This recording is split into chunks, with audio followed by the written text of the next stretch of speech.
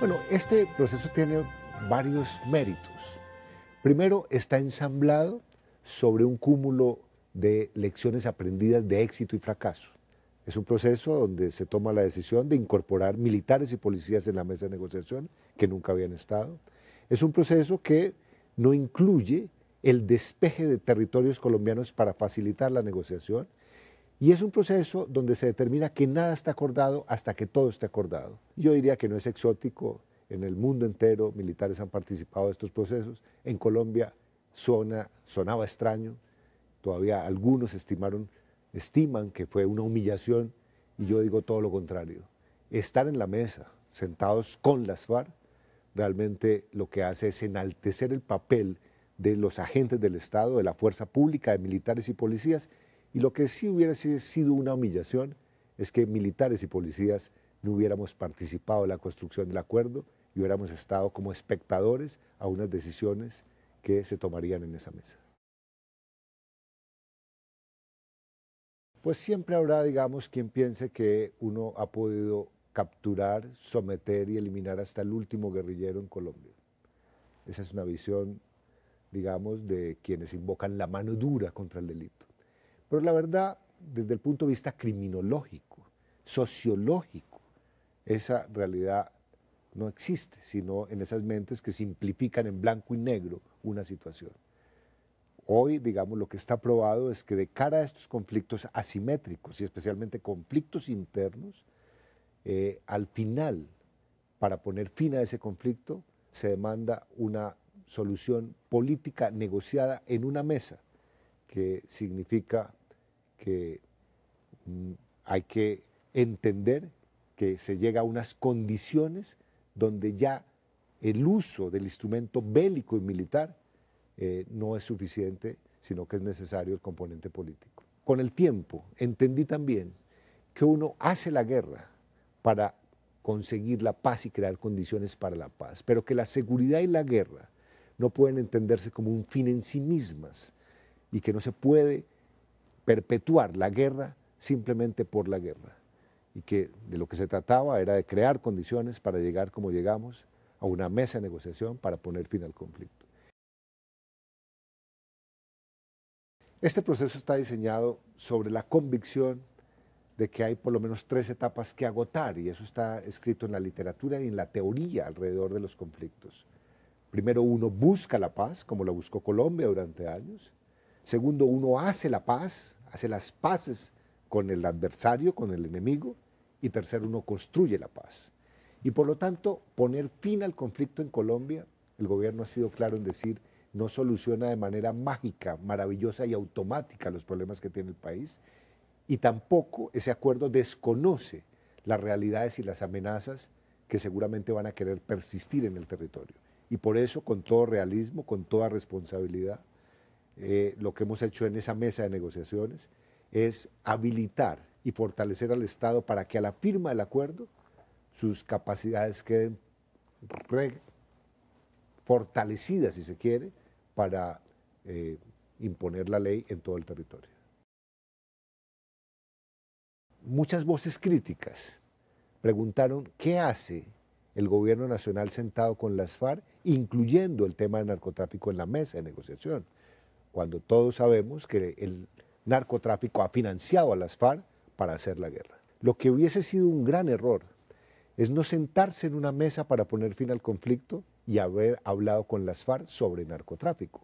Eso sí hubiese sido una casilla vacía imperdonable. Para poner fin a este conflicto era necesario, como se hizo, y así quedó consignado, que las FARC, a la firma del acuerdo final, rompan cualquier vínculo que tengan o hayan tenido con el narcotráfico. Y esa es una manifestación supremamente poderosa que realmente crea un compromiso de cumplimiento. A la firma del acuerdo final, en esos territorios y de cara a los cultivos de uso ilícito, las FARC contribuirán de distintas maneras y de manera efectiva para que el Estado colombiano adelante todas las acciones que sean necesarias para sustituir esos cultivos ilícitos y particularmente para llevar a 68.000 familias que están atrapadas en esa economía criminal a circuitos de economía formal y legal.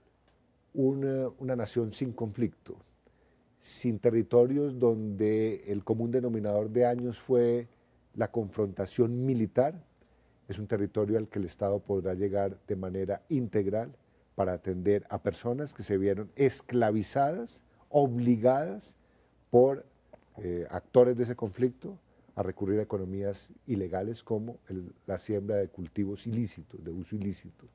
Y yo lo que creo es que una cosa es un territorio en guerra y otro territorio sin guerra donde sea posible que el Estado llegue de manera permanente a ofrecer bienes, servicios y a fortalecer la ciudadanía, y detrás de eso llegue la economía formal, lleguen circuitos económicos que realmente rediman a esas poblaciones. Aquí el mandato del presidente de la República, la convicción de los negociadores, es que las víctimas deberían estar en el centro del acuerdo. Y sobre esa premisa se construye, en ese punto de víctimas, un sistema integral de verdad, justicia, reparación y no repetición.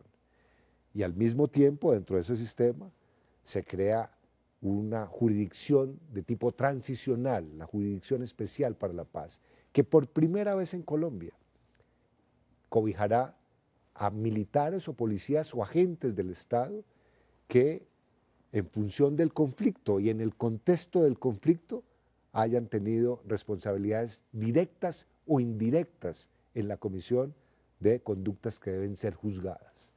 Y por lo tanto yo diría que por primera vez aquí lo que hay es una garantía total a los agentes del Estado para que no haya tratos asimétricos que signifiquen que frente a guerrilleros como los hubo en el pasado, a través de procesos de amnistía e indultos, haya perdón y olvido con conductas de ellos, y al contrario, militares y policías terminaran pagando altas condenas por ese mismo conflicto. Hoy eso queda totalmente allanado y superado, y uno lo que esperaría es que esta justicia transicional, que incluye también a terceros, es decir, a particulares, no funcionarios públicos, pueda ser la plataforma para que sin impunidad haya toda una posibilidad de reconciliarnos entre los colombianos. Cuando nos visitaron La Habana las víctimas de este conflicto, nos dio una lección que realmente para mí resultó admirable. Siendo víctimas del conflicto fueron las personas que mayor capacidad para perdonar y reconciliarse nos expresaron a lo largo de toda la negociación. Mientras que yo encuentro en personas que no han sido víctimas soberbia, vanidad y en algunos casos resentimiento y odio. Aquí lo que está claro es que cuando terminamos el acuerdo, después de 4 años de diálogo con las FARC, encontramos una disminución del homicidio a los niveles más bajos de los últimos 37 años, donde ya, digamos, aquí empieza a haber una señal muy positiva de que la muerte no es parte de la solución. Y no es parte de la solución, entre otras cosas, porque las FARC hace ya varios meses había tomado la decisión antes de terminar el acuerdo de ir a un cese unilateral. Y la verdad, las sociedades, las comunidades son totalmente permeables a una señal donde se va anulando la posibilidad de que la violencia sea parte de la solución y va asimilando que convivir en paz es posible. Para algunos, para quienes no reconocen la existencia del conflicto, este proceso de negociación se trataba de que las FARC capitulara en una mesa de negociación. Y si no capitulaba, para ese sector, si el gobierno se sentaba allí, lo que significaba era que el Estado claudicaba ante las FARC. Pues ni lo uno ni lo otro. No es un proceso en blanco y negro de capitulación o de claudicación. Este es un proceso de diálogo y negociación que al final termina y concluye en un acuerdo que pone fin al conflicto, en un acuerdo que crea oportunidades y en un acuerdo que se asegura de que el Estado quede fortalecido para enfrentar las realidades post-acuerdo. Y por eso, digamos, la paz ni es blanca ni es negra, y yo diría que tampoco es gris. La paz es el deber ser y será siempre, digamos, una meta a alcanzar. Nunca habrá paz perfecta, pero las sociedades tienen que estar inspiradas y en la paz para vivir en convivencia. Al final, para una sociedad como la nuestra, pues la paz, la manera más fácil de acariciarla, de tocarla, es conviviendo. Y conviviendo respetando al otro, tolerando al otro y proscribiendo la muerte y el uso de las armas para imponer las ideas.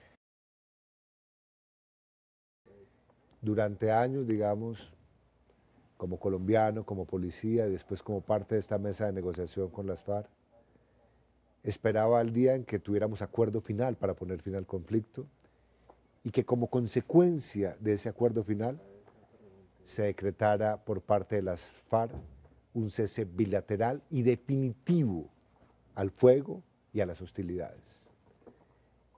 Y esperé ese día, digamos, convencido de que ese es uno de los días más importantes de nuestra historia en los últimos 50 años.